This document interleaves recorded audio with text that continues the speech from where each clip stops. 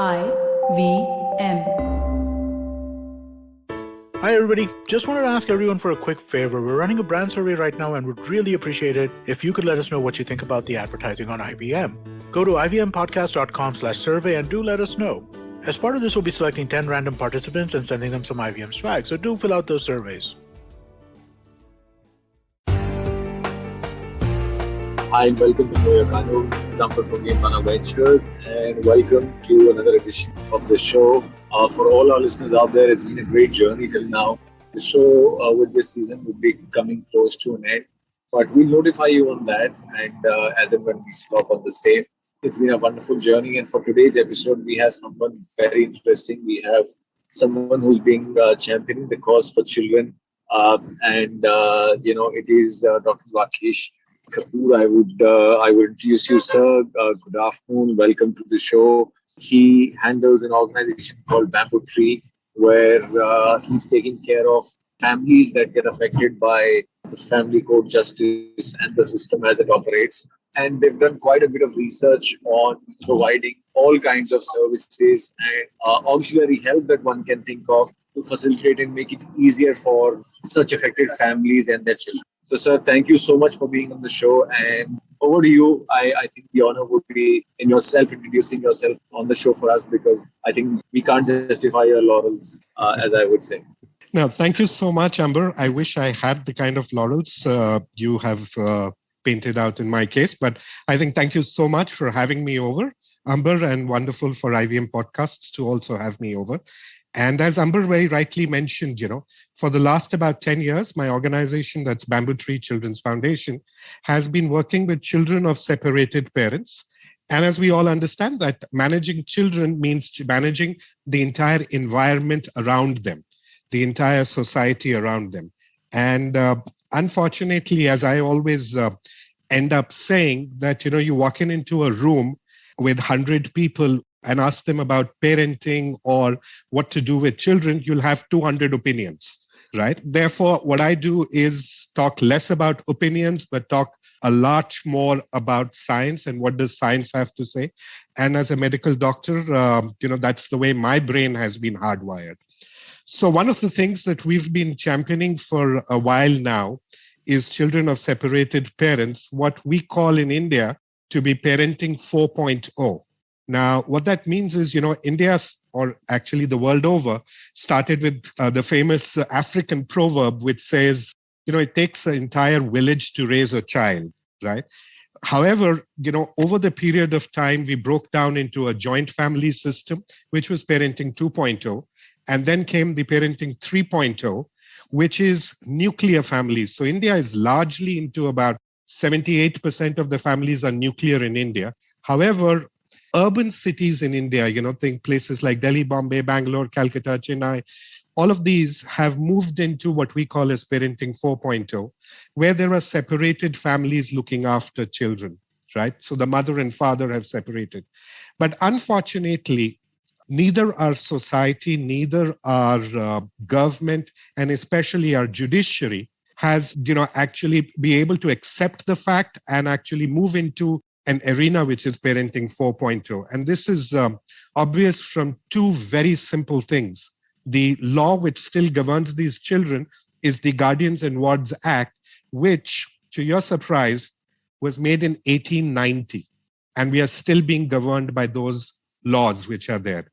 Secondly, the organization NCPCR, which was supposed to do this, does not even have accurate statistics around this. Therefore, those are my opening thoughts and comments, and I'll let Amber take over and, grill or ask whatever he feels correct. Very rightly put by you, sir. When it comes to family law, we are trying to equip ourselves from, I would say, a legal framework into a much more refined body. But that area of law has been left alone, or I would say has been left out, because not many changes or developments have happened. In fact, since you mentioned a couple of acts which are archaic as well, but they are still in operation. But if you look at even the family law for division of property, or you look at inheritance and the Hindu Succession Act or the other acts in the family, they have evolved only in limited aspects. But when it comes to the custody and care and child-related services, we are far behind even from the moderately developed side of the world. Yes. But coming to you, sir, now since you worked extensively on this, I'm sure you would have drilled these acts by now, Yes. since you're dealing with both side of things. It takes a heavy toll when a situation, and I'll start first with the separation side of things. When something like a separation happens, it Yes. takes a very strong toll on the kid because the system's not equipped to emotionally guide the parents. I would say psychological evaluation, or even for that matter of fact, as a relief from the court, one does not get any of these facilities. So, let alone the parents, I believe, and the kids suffer to this. What has been your experience with the judicial system when it comes to this? Yeah, I think that's a very fair question. So before I get into the act, the law which I think the judiciary is not utilizing to its optimal is the Family Courts Act 1984. Absolutely. Yeah, Yes, absolutely. It's in 35 years so far.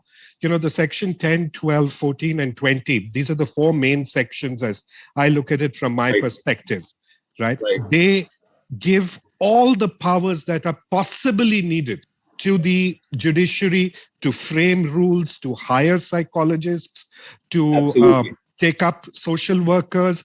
And by section 20, they said, this has overriding effect, right? Therefore, but unfortunately, none of the, all the high courts have the powers to frame these rules, but none of the high courts have actually gone around and done it in the last 35 years. Therefore, what we did was we conducted a survey of almost more than 500 parents who've been through the family court system, and also 60 legal professionals, that's lawyers and judges. And these were very senior lawyers and judges who've handled more than 1,500 such cases. And the findings were, so to speak, shocking. So the only word that I use for them is parentectomy. As a doctor, when you remove appendix, we call it appendicectomy. You remove a gallbladder, we call it cholecystectomy. So unfortunately, what our family courts are ending up doing through their orders, and of course, I'm sure that they are doing this not deliberately, but they are removing one parent from a child's life. And, between you and me, Amber, let's discuss this.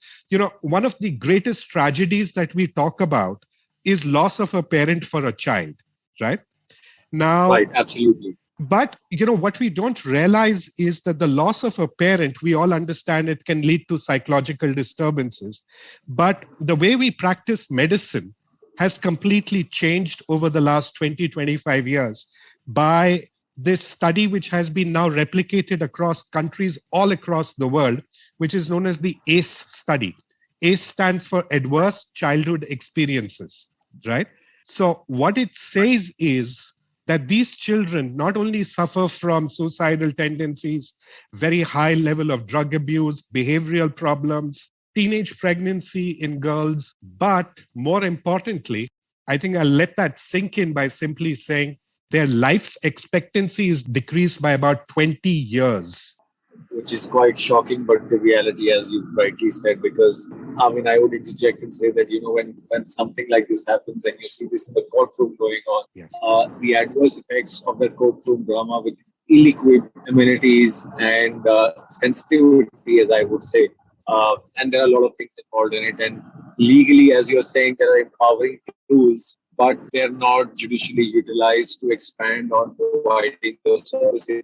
In fact, in some of my experiences, I can't say all, the panelists who are psychologists, or I would say are the auxiliary service providers to assist in getting to the crux of the case, they are not even technically equipped to counsel such people. Now, sir, let's come to the other interesting aspect. Let's talk about the mental trauma. I will start dissecting it. First of all, I would like to highlight on mental trauma and gender biasness when a proceeding like this begins. Mm-hmm. And then not being technically equipped to be able to help that gender in that courtroom when such things are flying. And let it be, it being a girl child, I would say, and I'm not saying that from a feminist perspective, but generally saying that from a male child and a girl child perspective, a child is a child in that age group. What have you seen and how it has been, and what are some of the changes which you plan to bring? Wonderful. Yeah, that's a great question, Amber. So let me put it this way. Family courts is one place where we see a significant amount of what we call as reverse gender discrimination, right? So what we are seeing is that the father's role, has been limited to the place of being a provider and a protector, right? Which unfortunately is absolutely untrue. We could do another podcast on what science says about fathers and how extremely important they are and how science has been able to prove that. But, in about 30 seconds, let me say, and put it across very provocatively. Do you think fathers get pregnant? And we are normal fathers we are talking about. No, absolutely. This is a very intriguing thought, Des. But yeah, I would let you only comment on something so deep. True. So one of the most interesting findings that has come from science is to now say that all the hormonal changes that take place in a mother do take place in the father too. So let me give you an example. So one of the hormones which we talk a lot about is estrogen, which is the one responsible for cultivating the pregnancy, right? The estrogen levels of the father are almost in sync with the mother. They rise and ebb along with the mother. Similarly, one of the hormones which has been called testosterone actually decreases because the testosterone levels are responsible for the aggression in men, right? And they are the ones which produce the provider and the protector effect, so to speak. But as soon as a father sees a child, the father's testosterone levels come down. But more interestingly, now let me ask you this in this sense would you know that the fathers gain as much weight, right, as the weight of the child during the pregnancy? They gain as much weight. Secondly, our Hindi movies has made it very prominent that what is the sign of pregnancy? You see a mother vomiting happening in mothers. That's one of the signs that we see, right? Do you know 23 to 27% of fathers go through exactly those same episodes? And this is from a distance, right? And so it is equally... Yes. So I think that's one area that we do see a lot of reverse gender discrimination coming from actually mindsets, like you rightly used the word, entrenched mindsets which are there, right? Now, the world over, what we are seeing is that shared parenting, that is clearly defined as 35% of the time of the child, right, with either parent, is considered to be shared parenting. That is something which countries across the world, almost about 20 countries I could name, which have now adopted that completely. But unfortunately, what we are seeing in India is what we call as Santa parenting, Okay. And what Santa parenting means that, just like Santa Claus comes once in a year, laden with gifts, what we see is one parent, typically a father, comes and visits the child after parental separation, laden with gifts once a month or twice a month.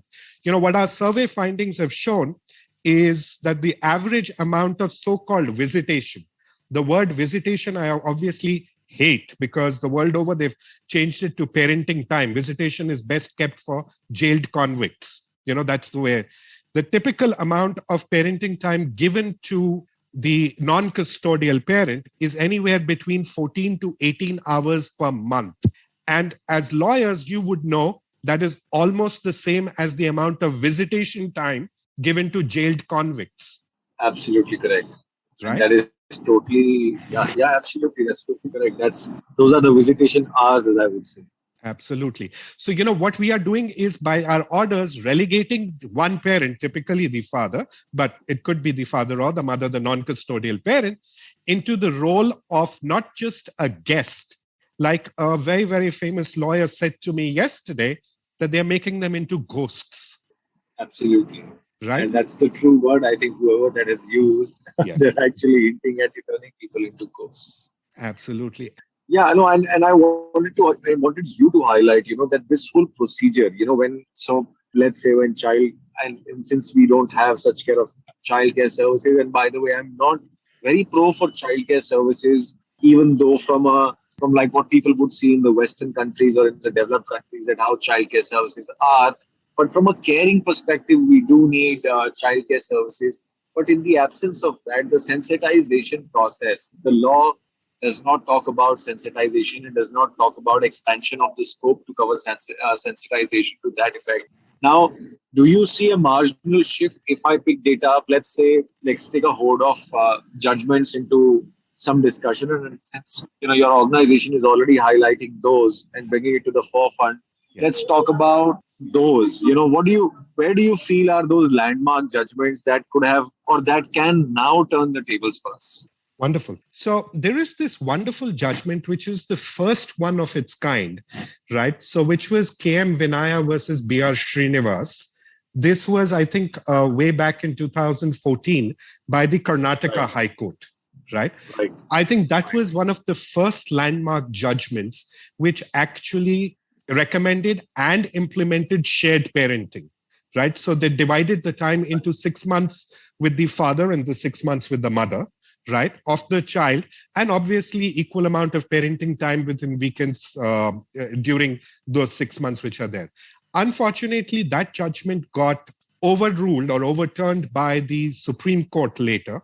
But subsequently, I think in the last about 6 to 7 years, so there is this wonderful judgment by Justice Jyoti Singh and Justice G.S. Sistani from the Delhi High Court. And they have given a beautiful judgment where they have actually said, this is a March 2019 judgment, right? Where they actually put in saying that shared parenting should be the norm. And that is exactly what we are saying, that a rebuttable presumption of shared parenting should be a part of the guidelines which are there. Similarly, there is a wonderful new judgment 2020 by the Kerala High Court, where they have again defined shared parenting and used the United Nations Child Rights Convention as a way to actually bring in shared parenting, because it's not just the United Nations Child Rights Convention, it is also the National Charter for Children, which we have created. And we're a signatory to that. Yes, absolutely. Absolutely. Which talks about common rights and responsibilities, right? For both the parents, whether they are separated, living together, or never married, right? So even, we are now moving into an area where our jurisprudence must work and see where the society is heading, right? And that's what we are trying to communicate, saying shared parenting should be the most common thing. So there are countries all across the world which have done it. India is very slow to pick up. And my fear is that we will end up losing 1 or 2 generations, which will actually, which will suffer these consequences. And they will suffer these consequences of poor orders which are coming in. But lastly, I just want to mention one more landmark judgment, which is a Supreme Court judgment by Justice Sikri in 2017, where he actually, for the first time, recognized parental alienation. I think, if we could talk a little bit more about that, that would be great if, we get the opportunity. So absolutely. In fact, we're going to do another podcast, as I was discussing, where we continue Know Your Kanoon on a different platform, where we talk about, discussing this more. But given today's episode where we stand, I also would like to highlight that parental alienation is another important aspect of any judgment. And, the judiciary and the lower courts is still not so diversified, or I would say is slowly coming up to levels to understand this. Let's talk about parental alienation, because that's really an important part. How does parental alienation stand, if I say? Let's talk from a legal perspective also, and a little bit from practically how it operates. You've given us stats on different, of course, you've spoken about how it stands and what effect it has. Let's talk about parental alienation during the course of a family court. I'll probably create a scenario, for listeners to understand.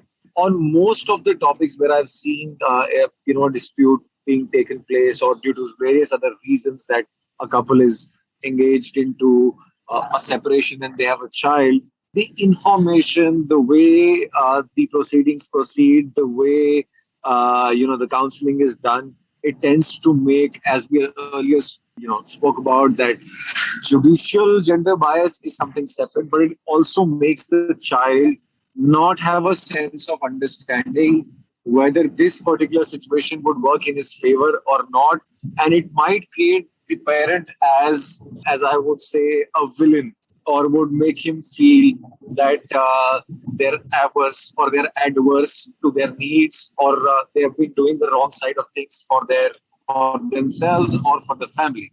And if I look further into this, there is also ripple effects, I would say, on the child from a psychology perspective, but also from a perspective where the child feels that he does not need to be with such individuals who are creating circumstances which are not conducive for him or her or them to actually stay with them. So your thoughts on this, because I'm so sure this happens all the while. I've seen it happening. So I'm sure you and your organization, while doing the research, would have definitely sounded the alarm on this aspect. Absolutely. No, parental alienation is an area of extreme research for us. We are a part of a global consortium of Nobel Prize winners, doctors, professionals called Parental Alienation Study Group, right? And parental alienation has been, before I get into the statistics, let me just clearly state something. For a normal listener who's not a lawyer or who's not a legal professional or a mental health professional, they believe parental alienation is something like a husband-wife feud or a mother-father feud in which the child becomes a collateral damage, right? However, no. Yeah. So, but what is actually the truth is that both the WHO and American Psychiatric Association have called it a severe form of child abuse, right? So if we look at it, parental alienation falls completely within the gambit of Juvenile Justice Act, and Section 75 clearly defines it, right? However, Absolutely. what we are simply saying is, so let me just try and paint a picture by the statement of a child who actually introduced me to parental alienation and what she said. And this was about an 11-year-old child, a girl. So in that case, we have two parents. We have one parent who's known as the alienating parent, who basically poisons, tutors, brainwashes the child to reject the other parent, right? So this child actually told me that for every one day that I spend with my father, I have to undergo 4 days of torture with my mother. 2 days prior to that one day of coaching and telling me what I must do and how I must reject. And 2 days later of intense interrogation of what exactly happened during that time and whether I behaved correctly or I did not behave correctly, right?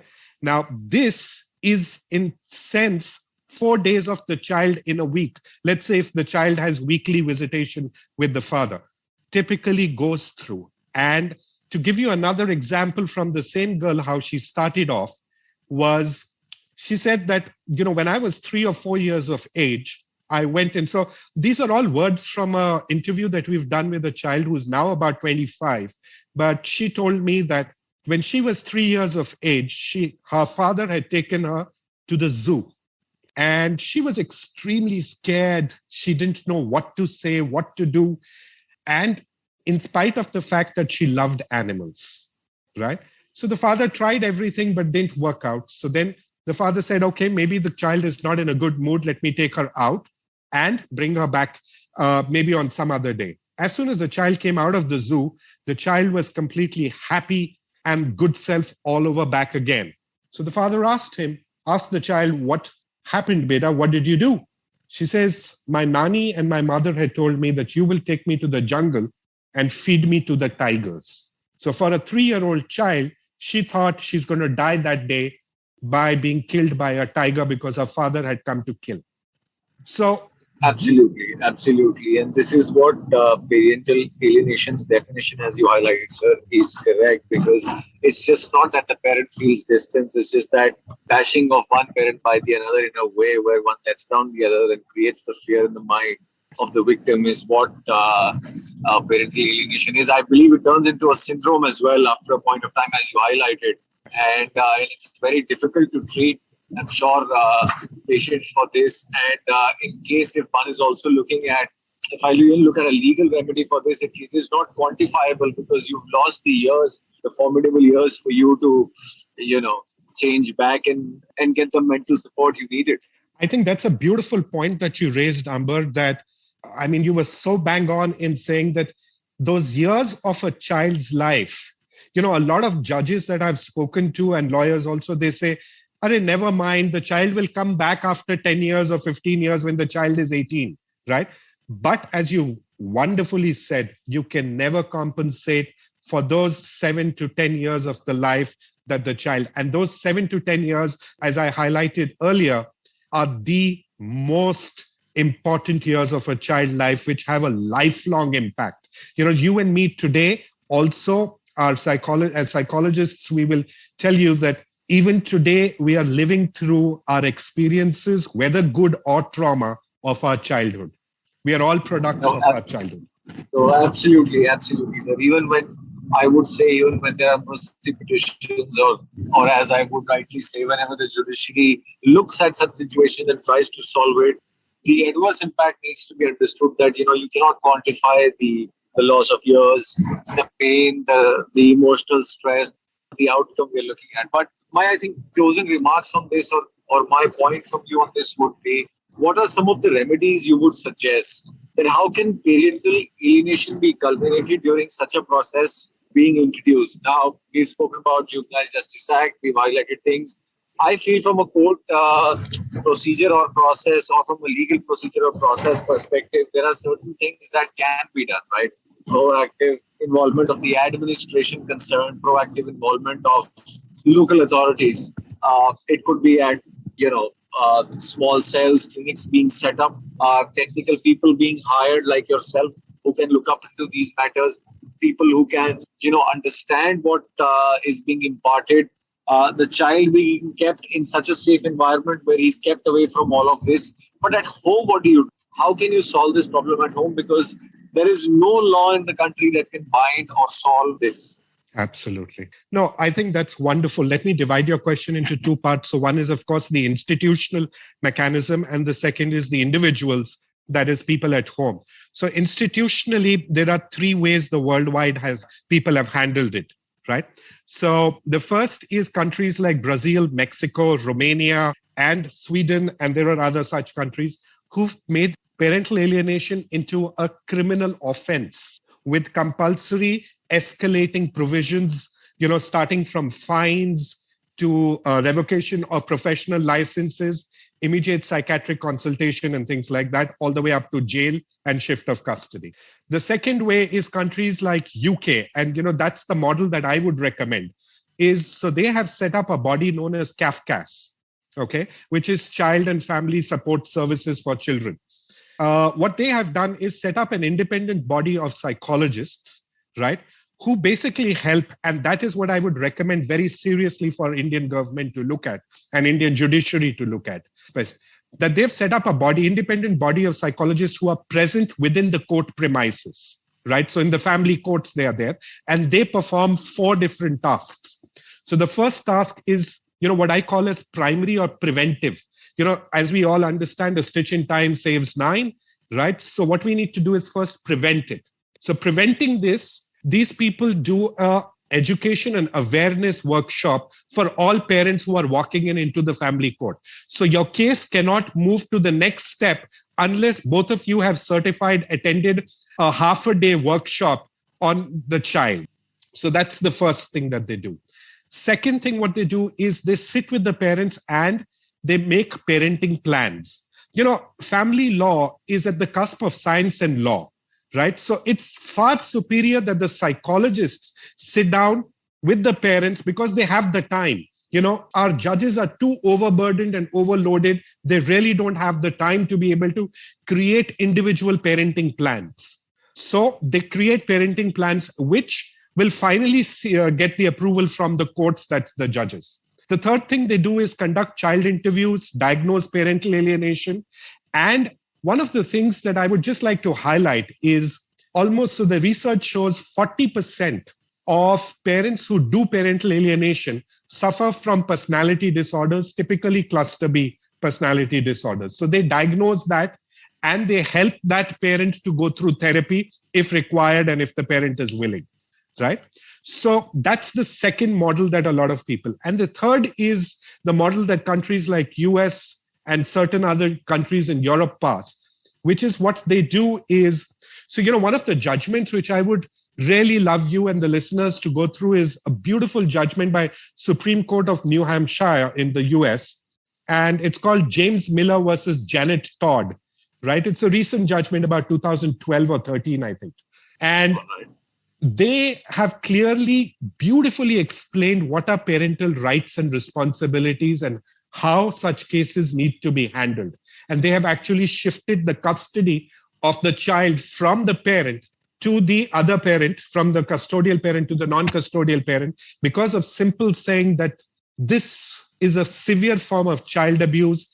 And if, as we have in India also, the parents' patria jurisdiction makes it important for the family courts to first protect the child, and then everything else can happen, right? So those are the three institutional mechanisms. I wouldn't go into the details of each one of them. But lastly, just coming to your question about what can people do at home, right? So the first thing that I would request each one of us as listeners to think about is that whenever you hear a child simply come to you, and this could be a child from anywhere between 3 years to all the way 18, right? Or even 30, actually. When they say, I hate my mother or father, right? Don't take the child at face value. Understand the underlying, it's very easy for all of us to believe a 4-year-old child saying something like this, right? However, please don't take it at face value, number one. Number two, I think very importantly, the schools and the teachers need to take a very proactive role in not just identifying, but also reporting distress in child, right? Unfortunately, our report cards in schools only talk about the academic marks. We all understand, all of us are adults who understand, let's go back to schools. The people who did, your friends and colleagues who did brilliantly in academics, are they the most successful people in lives right now? We all agree they aren't. It's your mental health which matters the most. Therefore, our school report cards must have teachers reporting about behavioral and social skills of the child. They are going forward 10 times more important than our academic or what we call as cognitive skills. The third thing is, I think we must start looking at this as child abuse. If we look at it within our families, all around us, right? I can promise you, you will see enough number of cases. So one of the data points, which I forgot to mention, every year, 132,000 children are added to what we call as this alienated pool every year in India alone. Actually, more than 1.5 million children are living after rejecting the other parent or as an alienated parent. Therefore, you will see these cases within your families all over the place. Please intervene, talk to the child, try and understand from the child what is it, the reasons why he or she hates her father or mother. Don't just take the child at the face value, right? And be assured that, you will hear stories which are highly exaggerated, highly twisted. Therefore, use your maturity and to actually sit down with the child. And if possible, lastly, refer the child to a good counselor. We desperately need it. I divide this into my 3 parts, which I call by the acronym ACT. ACT, A for awareness, C for counseling, and T for therapy, right? Now, this is an escalating scale. I'm trying to raise awareness and create as much counseling centers as possible. The therapy is something a large number of psychiatrists will do. Lastly, I would just want to request the listeners that, for greater amount of data on this, which I couldn't share within the podcast, is available on our YouTube channel in the form of a video. It's called Parenting 4.0, and our YouTube channel is called BambooTree Children's Foundation. Please do go through. There are a number of videos with data findings, with interviews with mental and legal health and legal experts, and all the survey findings are also there, right? Therefore, that would be my answer. Absolutely, sir. No, and also, as you mentioned very rightly here on this, for all those people, by Supreme Court, Dr. Kaur means the highest court in their jurisdiction in the state. And you guys can look up the judgments. It's fairly easy to locate them online. We'll also maybe share a link on our episode, and I'll share it with our team, and we'll be able to put it out there for you. But thank you so much, sir, for providing these insights. All in all, I can say is that we need more empathy, more sensitivity, little expansion or interpretation of laws. There are pockets of judgments that are highlighting some of the important aspects here, but not all are able to contribute or look at how we would want this to proceed. The procedures have to be in place. The right checks and balances have to be in place. Local administration has to be well equipped with better clinics and facilities to be able to sensitize. In a country like India, where there is a population divide, there is a paradigm shift suddenly in how people feel.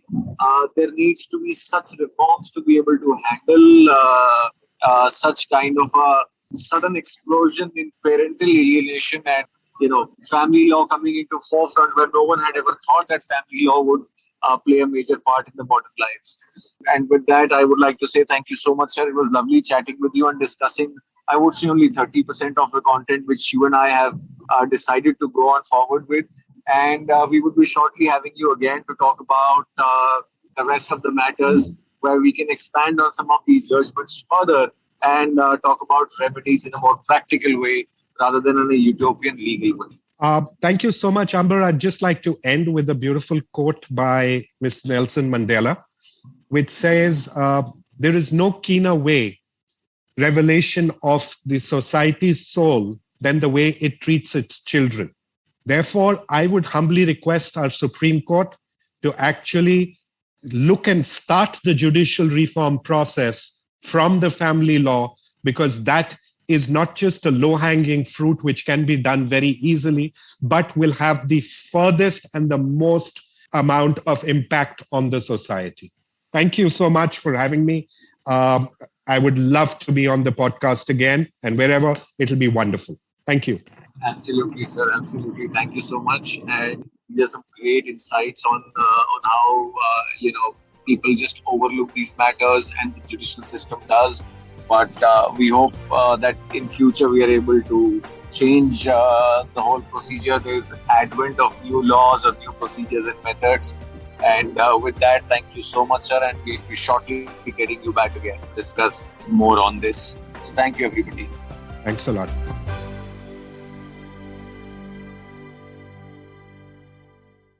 Hey everybody, it's been a great week on the IVM Podcast Network. On Cyrus Says, actor and author Kalki Ketla talk about her amazing new book, Elephant in the Womb. As Cyrus and Kalki go through some funny illustrations in the book, Kalki brings up what people don't talk about when it comes to pregnancy. On The Habit Coach, Ashton explains an interesting perspective on the Teflon mindset. On Smarter with Sid, Siddharth debates whether thrift stores will remain a niche thing or accepted by the Indian masses. On Press Decode with Vagda, Sareen and Sarah, they discuss how India dropped by 7 spots in the latest Global Hunger Index rankings. On Hansvani, here's this fascinating story. It's titled Helium and it's written by Lalit Karthike and narrated by Casey Shankar. Man, it's such a really, really good thing. Definitely check that out. Do follow us on social media. We're IVM Podcast on Twitter, Facebook, Instagram, and LinkedIn. And remember, if you're enjoying this show or any of other shows for that matter, please do tell a friend. And finally, we'd like to thank our sponsors this week, Cred, Bank of Baroda, Quarter, CoinSwitch, Kuber, Slay Coffee, Intel, Kotak Mahindra Bank, and Oxfam India. Thank you so much for making this possible. Habits? Routines? How exactly do they help us get better? Well, to simplify it for you, tune in to the Habit Coach podcast. I am Ashton Doctor, and I'm going to be here to help you get better daily with some simple, easy to do habits that you can easily adapt to your life. So tune in to the Habit Coach podcast from Monday to Friday, because I believe that awesome lives start with awesome habits.